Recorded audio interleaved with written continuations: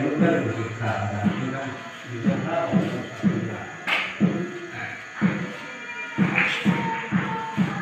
para di sana itu karena kemajuan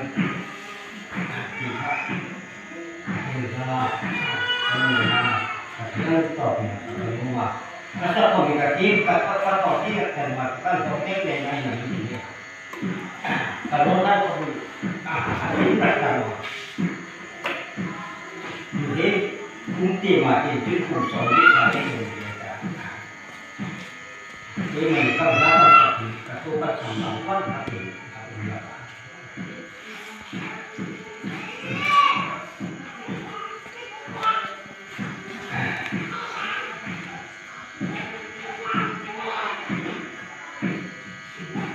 sambal itu karena macam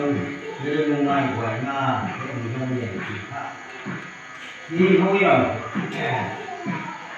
langsung dia dikepai langsung mulai buat ini apa kalau tidak boleh asalnya lagi dengan dengan maksud ini